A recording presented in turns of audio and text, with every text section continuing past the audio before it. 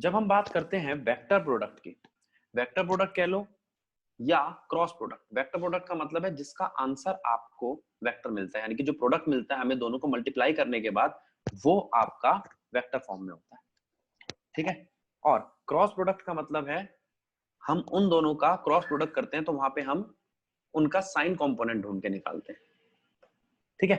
अब जरा ध्यान दो, अगर मैं एक्स एक्सिस का वाई एक्सिस के साथ क्रॉस प्रोडक्ट करूंगा तो मुझे क्या मिलेगा?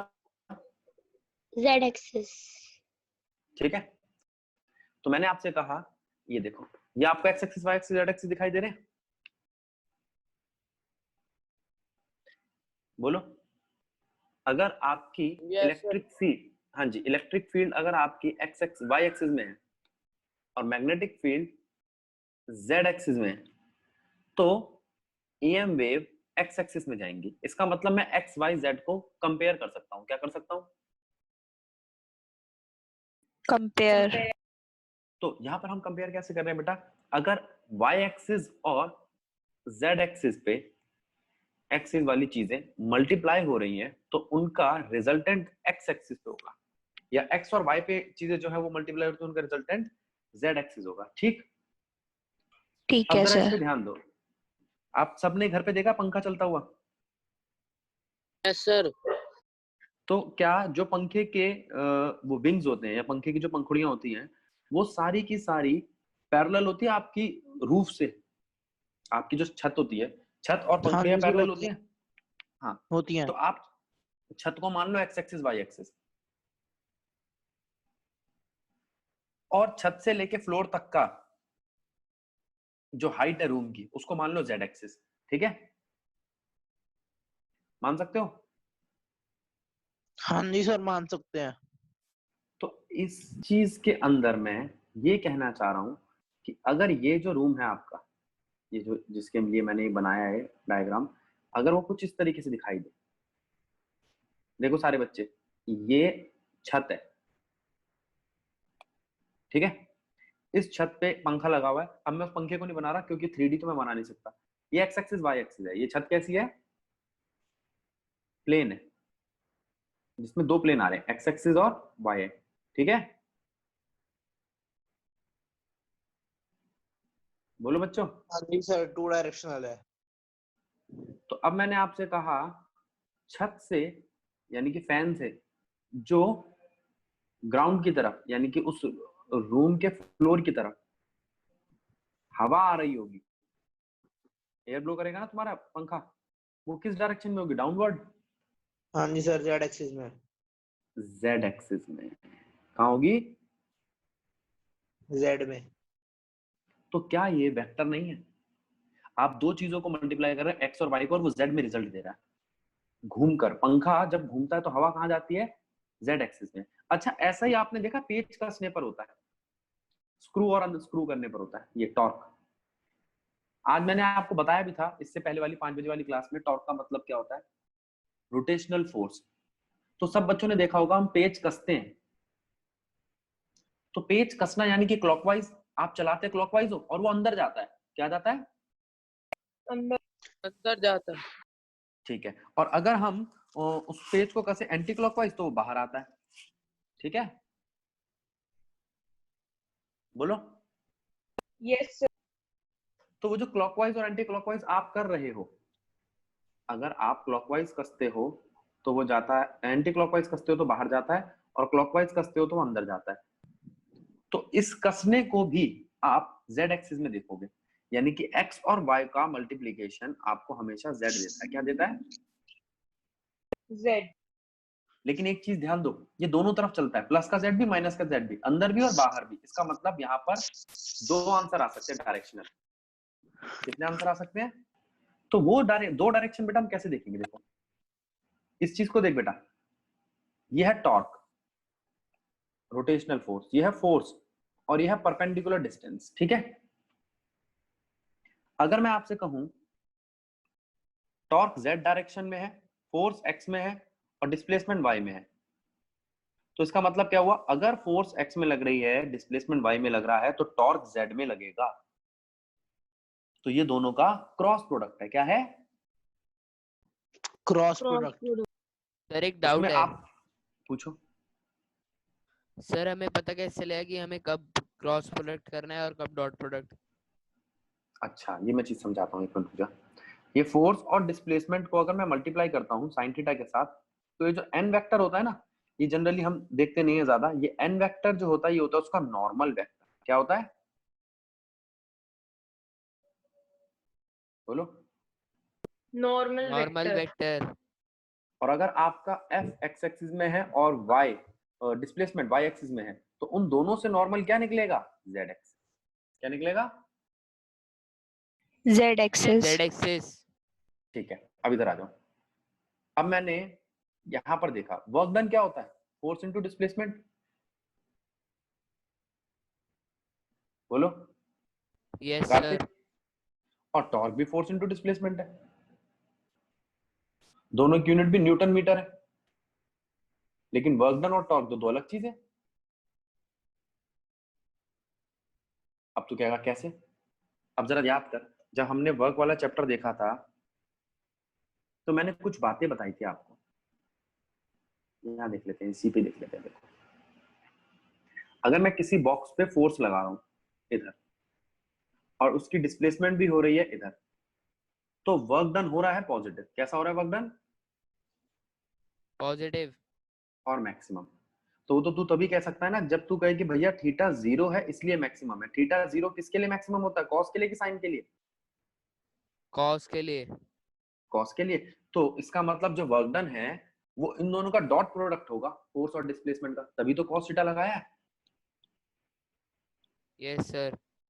तो प्रैक्टिकली जब तूने कैलकुलेट करा, तो तुझे पता चला जो वर्क डन था ना, वो डॉट प्रोडक्ट था फोर्स और डिस्प्लेसमेंट का। और वो अपनी डायरेक्शन पे डिपेंड नहीं करता, वो फोर्स और डिस्प्लेसमेंट की डायरेक्शन पे डिपेंड करता है। इसलिए ये खुद स्केलर क्वांटिटी है। तो जब तुझे आंसर स्केलर चाहिए हो, तो तू डॉट प्रोडक्ट करेगा। क्या करेगा बता? क्या सर? जब तुझे आंसर यानी कि इन दोनों का मल्टीप्लिकेशन करने के बाद एक जो आंसर मिलता है, वो तुझे अगर स्केलर क्वांटिटी में चाहिए, तो तू तो डॉट डॉट प्रोडक्ट प्रोडक्ट करेगा। करना है। हाँ। अच्छा, अगर मैंने कहा तूने फोर्स और डिस्प्लेसमेंट को मल्टीप्लाई किया, फोर्स ये रही, डिस्प्लेसमेंट ये रहा, और तेरा जो आउटपुट है ना वो इधर जा रहा है जेड एक्सिस पे, तो तूने किस तरीके का प्रोडक्ट किया है? Cross product. हाँ, अब कुछ समझ आया? सर लेकिन समझ तो गया, लेकिन अगर हमें कोई ऐसी क्वांटिटी दे दी जिसको इमेजिन करना मुश्किल है या फिर हमें नहीं पता, तो हम कैसे पता लगाएंगे? तो नहीं पता लगा सकते बेटा, ये तो हमें कैलकुलेट करना पड़ेगा ना। अब जैसे पंखा चल रहा है, पंखा काम यस कर रहा सर। है। जब पंखा घूम रहा है, तो तूने कहा भैया पंखा ना नीचे की तरफ हवा फेंक रहा है, और पंखा घूम रहा है, वही जो मैंने बताया एक्स एक्सिस वाई एक्सिस में। तो तेरा जो जवाब है वो जेड एक्सिस में है ना। एक्स एक्सिस और वाई एक्सिस का जवाब कहाँ है? जेड में। तो इसका मतलब तूने क्या करा है? उस एक्स एक्सिस और वाई एक्सिस का क्रॉस क्रॉस प्रोडक्ट। प्रोडक्ट करा है। क्या करा है? Cross product. तो तू यूं कह सकता है कि भैया मैंने वहां पे साइन थीटा लिया था। Yes sir. अब बता। सर हाँ ओके बेटा। सर। सर आपने अगर सिर्फ फोर्स इनटू डिस्प्लेसमेंट ही वर्क डन होता, तो टॉर्क भी वर्क डन है। लेकिन नहीं, टॉर्क वर्क डन नहीं है। अब तो तू जानती भी है, इसे रोटेशनल फोर्स कहते हैं। हाँ तो यही फर्क है डायरेक्शन वाले और नॉन डायरेक्शनल चीजों का। ठीक है? ठीक है। हाँ अब जरा इधर। हाँ, अब जरा ध्यान दो। क्रॉस प्रोडक्ट का मतलब है A cross B. Sir cross, हाँ बेटा बोलो। सर तो मतलब टॉर्क में कोई डायरेक्शन नहीं होती? टॉर्क में डायरेक्शन होती है, वर्क में नहीं होती। अरे मेरे भगवान, अच्छा टॉर्क में तो अच्छा, हाँ डायरेक्शन होती है ना, जेड एक्सिस। Yes sir. हाँ, अब देख, क्रॉस प्रोडक्ट का मतलब है A cross B equals to A B sine theta. सिर्फ ए बी साइन थीटा पे मत रुक जाना, ये नॉर्मल वेक्टर कृपया करके यूज कर लेना। इसका मतलब है ए और बी का जो भी आप प्रोडक्ट निकालोगे, उनकी जो भी डायरेक्शन होगी उससे परपेंडिकुलर डायरेक्शन आपके आंसर की होगी। ठीक है? ठीक है? ठीक फिर है। से बताना सर। अगर इन दो चीजों का मैं प्रोडक्ट निकालूंगा, ये एक्स एक्सिस में, ये वाई एक्सिस में है, तो ये परपेंडिकुलर बताता है कि इनका आंसर जेड एक्सिस में होगा। ठीक? Okay sir. अब जरा इधर आ जाओ। सोनम आई भी है, यस सर। समझ आ रहा है सोनम ये वाला पॉइंट? हाँ सर। ठीक है, ये स्क्रू और अनस्क्रू के बारे में पता है, मैं बता चुका हूँ, उसके बारे में इधर आ जाओ जरा। अब जरा इस चीज को ध्यान कर लो, ये याद करने का तरीका है, वैसे तो पूरा पैटर्न है, समझना चाहिए हमें। देखो याद करने का तरीका क्या है, अगर आप आई को जे से मल्टीप्लाई करते हो तो आपको जवाब मिलेगा पॉजिटिव के। अगर आप जे को के से मल्टीप्लाई करते हो तो आपको जवाब मिलेगा पॉजिटिव आई, और के को आई से करते हो तो पॉजिटिव जे। तो ये चीज समझ लो कि ऐसे घूमोगे तो सब कुछ पॉजिटिव आएगा, यानी कि क्लॉकवाइज, और एंटी क्लॉकवाइज घूमोगे तो सब कुछ नेगेटिव आएगा। ठीक है, यस ठीक है सर। सर। अब जरा ध्यान दो, इस जो सर ऊपर भी अगर बताया ना पंखा वो, हम एंटी क्लॉकवाइज घुमाए तो क्या होगा? ये पंखा नहीं है, ये पंखा है आईजे के, पहले बता। नहीं, पंखा नहीं है। तो ये प्रैक्टिकल वाली बात नहीं है, ये एक मैंने बताया ना, हाँ। जब ये फॉर्मूला हमने रटने के लिए बनाया है, तो इसको कोरिलेट मत करो किसी रोजमर्रा की चीज से। ठीक है, अब जरा नीचे ओके देख क्या सर। लिखा है। हाँ, नीचे देखो क्या लिखा है। अगर मैं आई क्रॉस जे करता हूं, अगर मैं आई क्रॉस जे करता हूं तो मुझे के आंसर मिलता है। आई क्रॉस जे पे मिलेगा के, जे क्रॉस के पे मिलेगा आई, और के क्रॉस आई पे मिलेगा जे। ये तीन बातें समझ आई? हाँ जी सर। यस लेकिन अगर सर। मैं इनको उल्टा कर देता हूँ, आई क्रॉस जे की जगह जे क्रॉस आई करता हूँ तो नेगेटिव के मिलेगा। माइनस हाँ, के क्रॉस जे करता हूँ तो नेगेटिव आई मिलेगा, आई। और आई क्रॉस जे करता हूँ उल्टा तो नेगेटिव जे जे। मिलेगा। याद रहेगी ये बात? हाँ जी यस सर। सर। अच्छा, क्रॉस प्रोडक्ट में साइन थीटा लगता है, क्या लगता है? Sine theta. Sine theta. और साइन थीटा में अगर थीटा की वैल्यू 0 हो तो पूरी वैल्यू 0 हो जाती है, और थीटा की वैल्यू 90 हो तो वैल्यू 1 बन जाती है। बात ठीक है गलत है? ठीक है सर। ठीक है सर। ठीक है, अगर मैं आई को आई के साथ मल्टीप्लाई करता हूं तो इसका मतलब वैल्यू 0 आएगी, क्योंकि थीटा 0 हाँ है। जी सर। Yes sir. दोनों के एक्सिस सेम है, आई आई के। अगर मैं जे को जे से मल्टीप्लाई करता हूं या के को के से मल्टीप्लाई करता हूं, तीनों में ही थीटा कितना है? 0।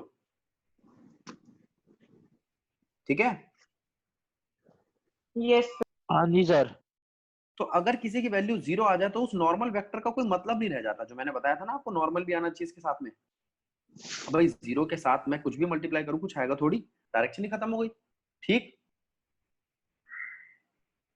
ठीक। Yes sir. Yes sir. लेकिन अगर थीटा 90 लेता हूं तो आई और जे का मल्टीप्लीकेशन बनता है 1 90 की वजह से। और नॉर्मल क्या है? वो तो हमारे वेक्टर का रूल है, क्रॉस प्रोडक्ट का। जे और के का 1 नॉर्मल, के और आई का 1 नॉर्मल। ठीक है, तो सर अगर बोलो हम साइन 0 डिग्री में अगर ये नॉर्मल नहीं भी लगाते तो चल जाएगा? बेटा, 0 के साथ क्या लगाना, कुछ भी। ठीक है, ठीक है सर। हाँ। अब देख, आई और जे जो है दोनों से नॉर्मल क्या है? के।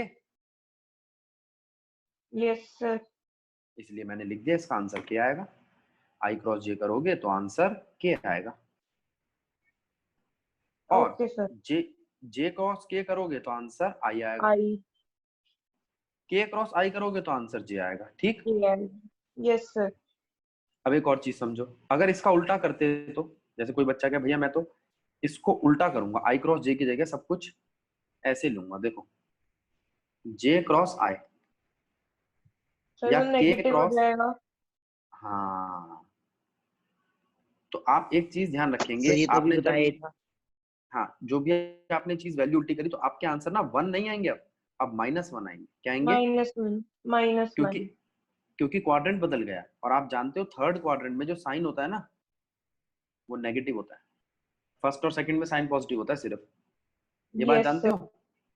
और अब थीटा कितना है? अब थीटा 270 है, बदल गया है बिल्कुल। जो चीज ऊपर थी ना वो बिल्कुल नीचे हो गई है, उल्टा हो गया। ठीक है, यस सर। ठीक है। सर ये अच्छा ठीक है, वो 270 वो होगा -1। ठीक है सर, कुछ नहीं। हाँ, अभी नॉर्मल भी तो लगेगा इसके साथ, तो नॉर्मल लगने से आई और जे का नॉर्मल के, हाँ, और के माइनस साइन उसका, के और जे का आई -i और माइनस साइन वहां से आया और माइनस जे। ठीक, -j। Yes sir. बढ़ू आगे। यस। अब जरा इस क्वेश्चन को देखो। मैंने कहा a की वैल्यू है 5i 3j 2k और b की वैल्यू है 2i 3j 5k। इन दोनों का डॉट प्रोडक्ट निकालो। तो तुमने कहा भैया डॉट प्रोडक्ट में तो हम i को i के साथ मल्टीप्लाई करते हैं, j को j के साथ मल्टीप्लाई करते हैं, k को k के साथ मल्टीप्लाई करते हैं, काम खत्म। और अगर मैं क्रॉस प्रोडक्ट करूं तो क्रॉस प्रोडक्ट में i के लिए हम j और k को मल्टीप्लाई करते हैं, j के लिए हम i और k को मल्टीप्लाई करते हैं और k के लिए i और j i को। और ठीक, j को। अब जरा नीचे Yes. देख बेटा, मैंने i को रेड वाले सर्कल से बनाया है, तो उसके लिए रेड वाली लाइन देख। मैंने j को करा i k से और j को करा k से। ठीक है,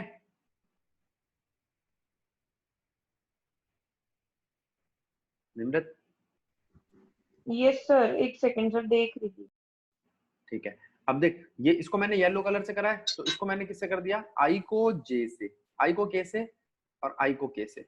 और वैसे ये व्हाइट कलर वाले को i को j से, i को j से। देख, ठीक है। ठीक है सर। अब मेरी बात को समझो जरा। जब मैंने ये तीन केस देखे तो तू कहेगी भैया आप दो वैल्यू ले रहे हो, 5 को 3 को 5 से करोगे तो 15 आएगा, फिर 3 को 2 से करोगे तो 6 आएगा। तो j और k को करते वक्त जब मैं i के लिए निकाल रहा हूं तो ये चीज ध्यान रखियो, पहले ऊपर से नीचे फिर नीचे से ऊपर, यानी कि 15 माइनस 6 करियो, उल्टा मत कर दियो, 6 माइनस 15 आंसर उल्टा आ जाएगा। ठीक है, यस सर। अब जरा इधर ध्यान दे, ये कर रहा, जब तेरे को i चाहिए, ये देखिए i दिखाई दे रहा है, यस। तो i के लिए 3 मल्टीप्लाई में 5 दिख रहा है, ठीक है, ठीक है। यस। और 3 मल्टीप्लाई में 2 माइनस, याद रखना सब्ट्रैक्ट होते हैं। ठीक है बेटा,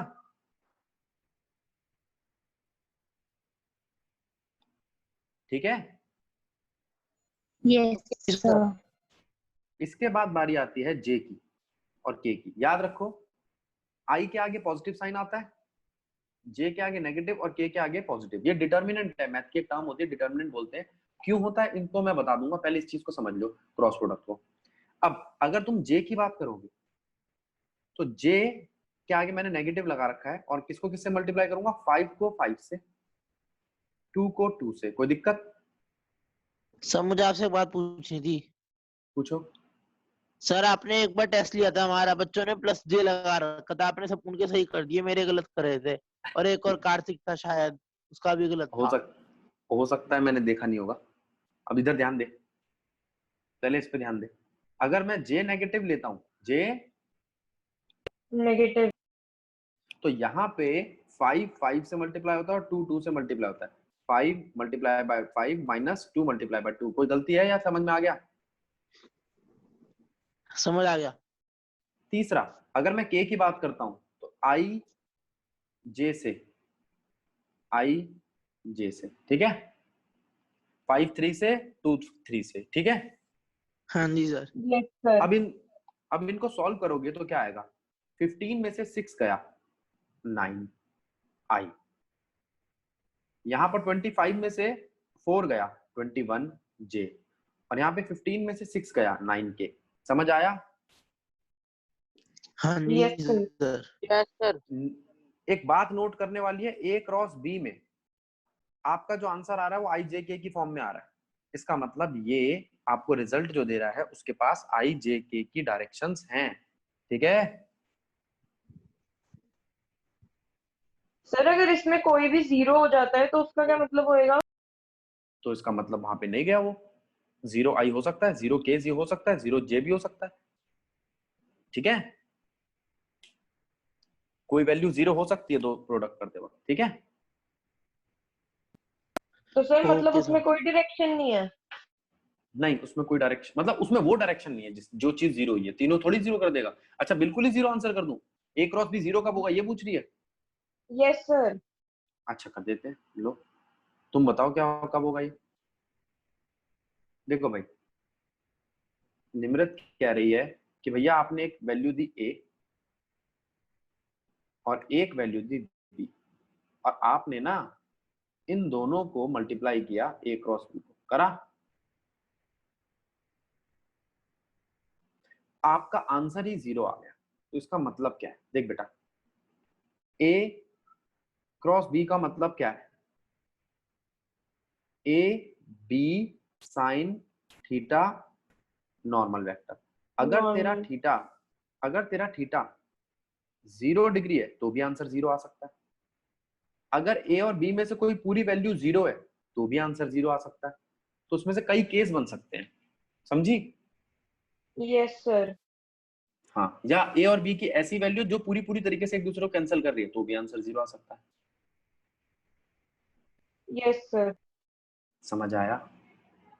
यस सर। ठीक है, तो ये तो बात हुई A क्रॉस B की। यहां पर आपके अच्छा ये क्वेश्चन आते हैं कि A क्रॉस B की वैल्यू 0 लो तो क्या होगा, मैं अभी बता दूंगा कि ऐसे जो क्वेश्चन होंगे। अब बारी आती है, इसको देखो, यहाँ दो चीजें दे रखी है आपको, दिखाई दे रही है फोर्स और डिस्प्लेसमेंट की वैल्यू, और थीटा 30 दे रखा है। फाइंड करो वर्क डन। वर्क डन का मतलब कॉस थीटा, वर्क डन का मतलब, कॉस थीटा। और टॉर्क का मतलब साइन थीटा। शाबाश। तो वर्क डन निकालोगे तो एफ एस कॉस थीटा, और टॉर्क निकालोगे तो एफ एस साइन थीटा, और ये नॉर्मल जरूर याद रखना, ठीक है। Yes sir. ठीक है, अब हम आगे जो क्वेश्चन आएंगे ना उनमें ये देखा करेंगे। देखो ये दिखाई दे रहा है आपको, north east west south, yes sir. ठीक है, ये मैप है आपका। और नॉर्थ और ईस्ट के बीच में 45 डिग्री पे क्या आ रहा है, नॉर्थ ईस्ट। नॉर्थ और वेस्ट के बीच में नॉर्थ वेस्ट। वेस्ट और साउथ के बीच में साउथ वेस्ट। साउथ और वेस्ट। साउथ और ईस्ट के बीच में, साउथ। तो ये जो चार वैल्यू बीच में आई है ना बेटा, ये 45 डिग्री पे है, नॉर्थ ईस्ट वेस्ट साउथ के साथ, ठीक है, ये याद रहेगा। Yes sir. ठीक है, अच्छा क्वेश्चन में आ जाए, east of south 60 degree east of south, तो वो ये होगा, आप ईस्ट की तरफ बढ़ो साउथ से 60 डिग्री, ठीक है। Yes sir. अच्छा, तो ये बातें भी समझ में आ गई।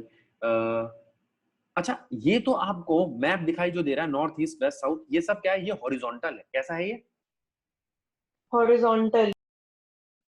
इसमें तो कोई भी चीज वर्टिकल नहीं है, याद रहेगा।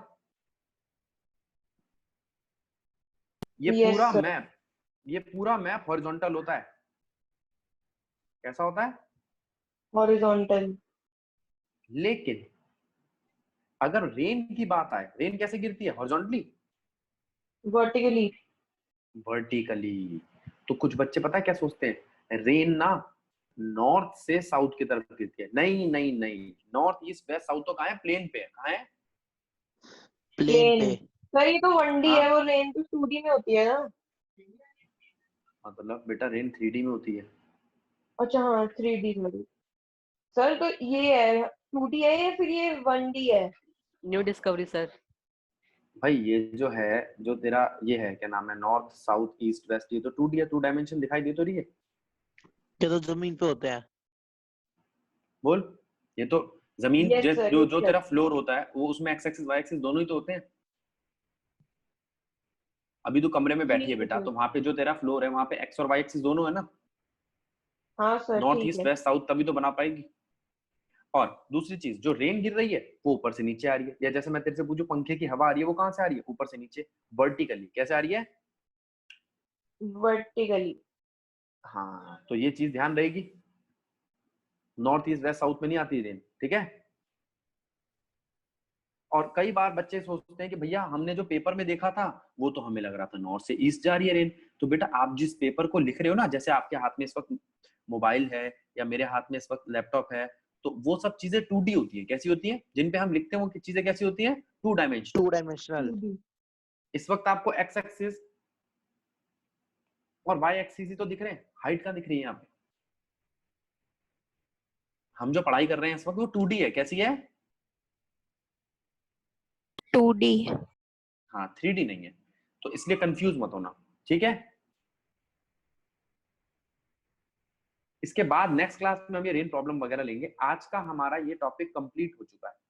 यहां पर आपका वेक्टर टॉपिक, जब हम बात करते हैं सर्कुलर मोशन की, यानी कि कोई ऑब्जेक्ट इस तरीके से गोल घूम रहा है, तो उस ऑब्जेक्ट की हर पॉइंट पे वेलोसिटी अपनी डायरेक्शन बदलती है। चाहे वेलोसिटी का मैग्नीट्यूड कांस्टेंट हो, लेकिन उसकी डायरेक्शन बदलती रहेगी। तो एक सर्कुलर मोशन में हर पॉइंट पर वेलोसिटी की डायरेक्शन बदलती है, मैग्नीट्यूड सेम रहता है। चेंज इन वेलोसिटी या डायरेक्शन बदलने की वजह से जो चेंज इन वेलोसिटी आती है, उसकी वजह से एक एक्सेलरेशन प्रोड्यूस होता है जो हमेशा सेंटर की तरफ लगता है। सर्कुलर मोशन में एक एक्सेलरेशन प्रोड्यूस होता है जो हमेशा सेंटर की तरफ लगता है, उसे सेंट्रीपिटल एक्सेलरेशन कहते हैं। जब भी कोई एक्सेलरेशन सेंटर की तरफ लगता है, यानी कि सेंट्रीपिटल एक्सेलरेशन, तो उसको इक्वेट करने के लिए उसके खिलाफ एक टेंजेंशियल सेंट्रीफ्यूगल एक्सेलरेशन लगता है। उसके खिलाफ एक टेंजेंशियल सेंट्रीफ्यूगल एक्सेलरेशन लगता है। तो अगर कोई ऑब्जेक्ट किसी सर्कुलर ऑर्बिट में घूम रहा है, तो उसके लिए सेंटर की तरफ लगने वाला एक्सेलरेशन है नेसेसरी सेंट्रीपिटल एक्सेलरेशन, और बाहर की तरफ लगने वाला एक्सेलरेशन है सेंट्रीफ्यूगल एक्सेलरेशन। ये सेंट्रीपिटल एक्सेलरेशन और सेंट्रीफ्यूगल एक्सेलरेशन दो फोर्सेस भी पैदा करते हैं, एक सेंट्रीफ्यूगल फोर्स और एक सेंट्रीपिटल फोर्स। तो सर सेंट्रीपिटल अगर फोर्स, अगर मैं आपसे बात कहूं सेंट्रीपिटल फोर्स की और सेंट्रीफ्यूगल फोर्स की, तो सेंट्रीपिटल फोर्स सेंटर की तरफ लगती है, सेंट्रीफ्यूगल फोर्स टेंजेंशियल लगती है सेंट्रीपिटल फोर्स से, ये बाहर की तरफ लगती है। Centrifugal force self existing force है जो अपने आप पैदा हो जाती है सेंट्रीपिटल के खिलाफ, ठीक है? अब हम बात करते हैं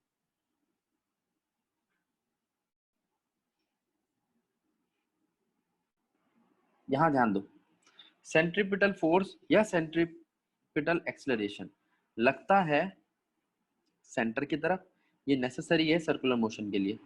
सेंट्रीफ्यूगल फोर्स या सेंट्रीफ्यूगल एक्सेलरेशन लगता है टेंजेंशियली, और ये खुद एग्जिस्ट करता है, सेल्फ एग्जिस्टिंग है। ये दो बातें मैंने लिखी।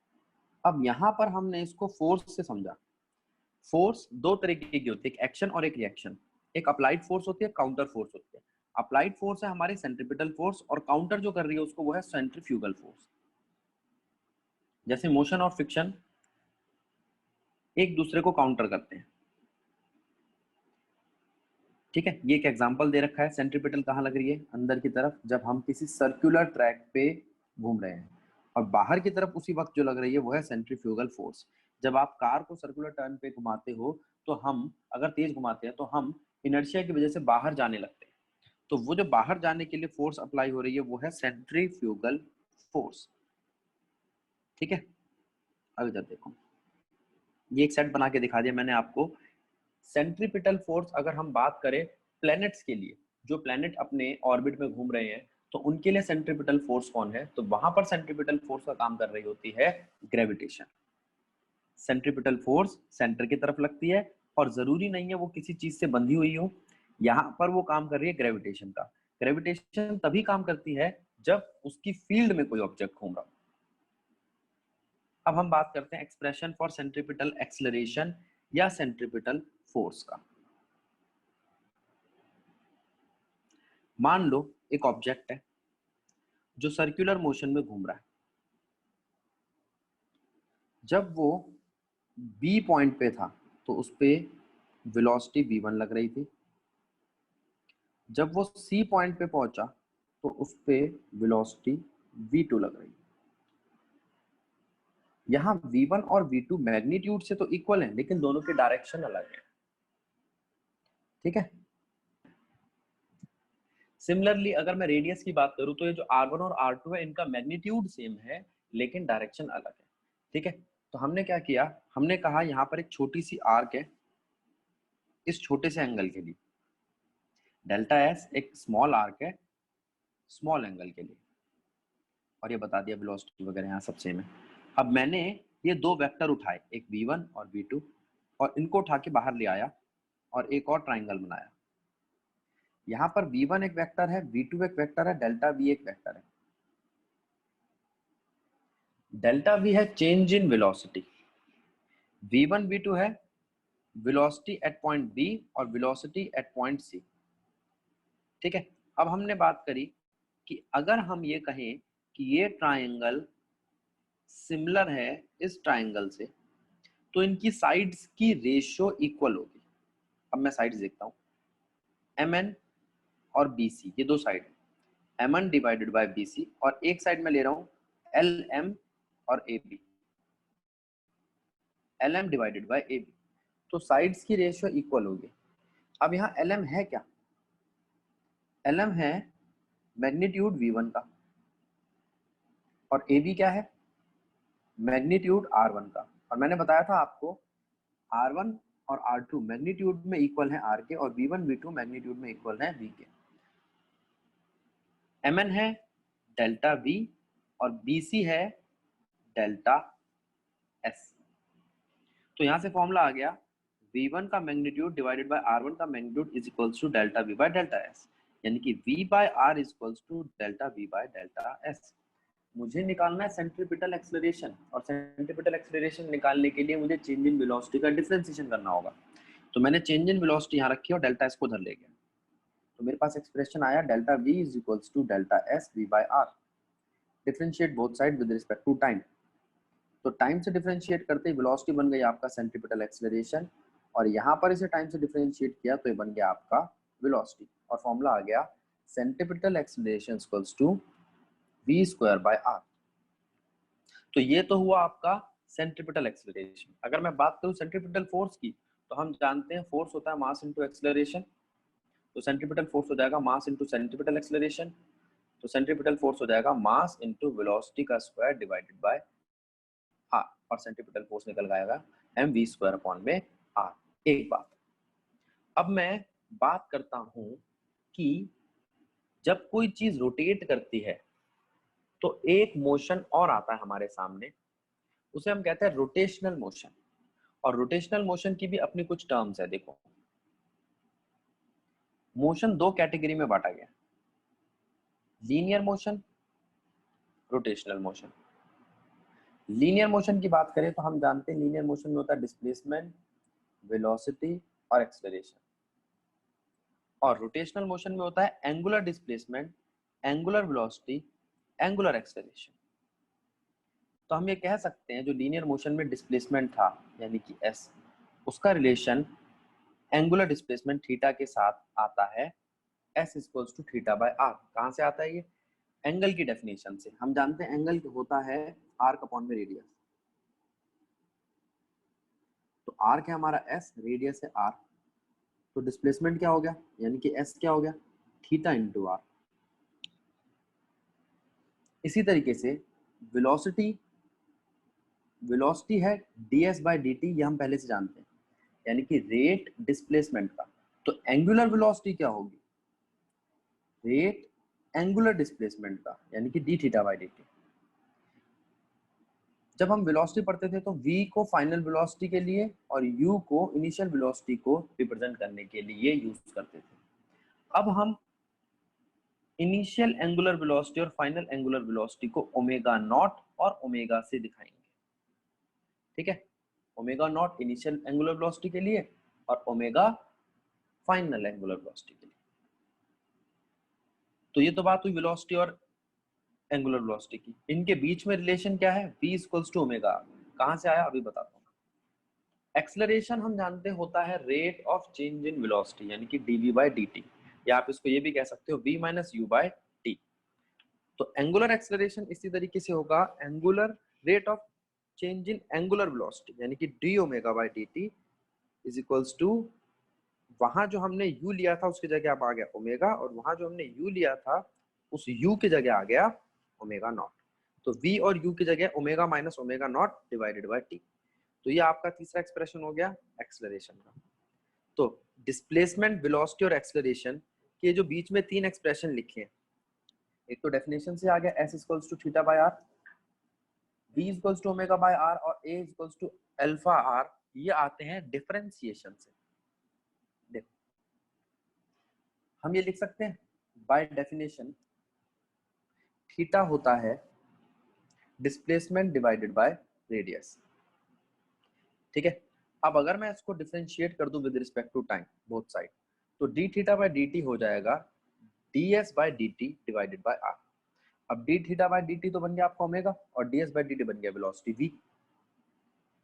ये एक और एक्सप्रेशन आ गया v is equals to r omega. अब अल्फा की बात करूं तो फिर से डिफरेंशिएट कर दूं, d omega by d t equals to dv by d t divided by r, यानी कि alpha is equals to a by r। तो a आ जाएगा अल्फा इंटू r। ठीक है, अगर मैं इस एक्सप्रेशन को उठा लूं जिसमें मैंने निकाला था v is equals to r omega, और हम जानते हैं सेंट्रीपिटल एक्सेलरेशन होता है v स्क्वायर बाय r, तो v की जगह पर हम रख सकते हैं r ओमेगा का होल स्क्वायर। ठीक है, तो यहां से जो वैल्यू आएगी वो आएगी r square omega square divided by r, r से गया r ओमेगा स्क्वायर बच गया। Centripetal acceleration is equals to r omega square. तो यहां से हम ये कह सकते हैं कि सेंट्रीपिटल एक्सेलरेशन का एक फॉर्मूला और आ गया, एक तो था v स्क्वायर अपॉन में r और अब आया r omega square. Centripetal force था m v स्क्वायर अपॉन में r और अब आ गया m r ओमेगा स्क्वायर। देखो भाई कहता है सजेस्ट अ सूटेबल